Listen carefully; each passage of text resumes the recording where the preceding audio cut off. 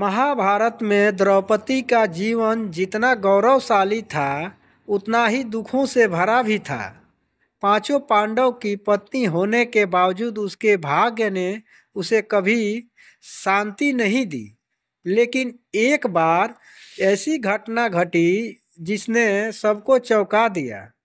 जब पांचों पांडव जीवित थे तब भी द्रौपदी ने अपनी मांग का सिंदूर पोंछ दिया था।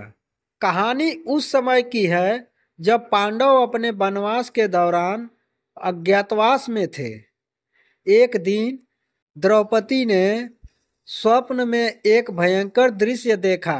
उसने देखा कि उसके पांचों पति युधिष्ठिर, भीम, अर्जुन, नकुल और सहदेव युद्ध भूमि में निर्जीव पड़े हैं।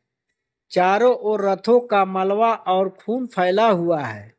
यह दृश्य इतना भयावह था कि द्रौपदी चीखते हुए जाग उठी। वह कांप रही थी, पसीने से भीगी हुई। उसका मन अशांत हो गया।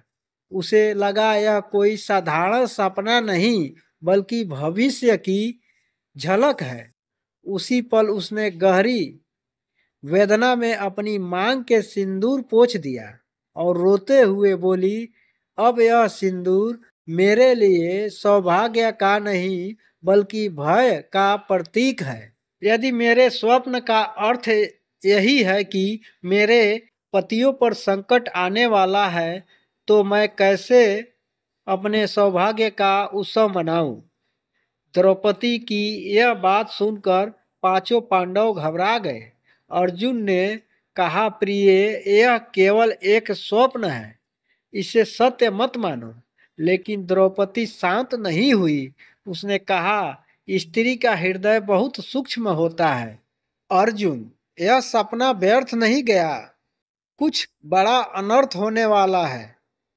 कुछ ही समय बाद कुरुक्षेत्र का युद्ध प्रारंभ हुआ और द्रौपदी का सपना सच साबित हुआ।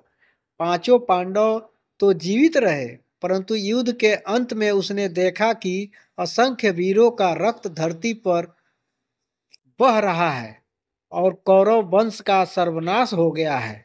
तब द्रौपदी ने फिर उसी मांग को छुआ और कहा, यह सिंदूर अब मेरे पतियों की विजय का नहीं बल्कि उस युग के अंत का प्रतीक है।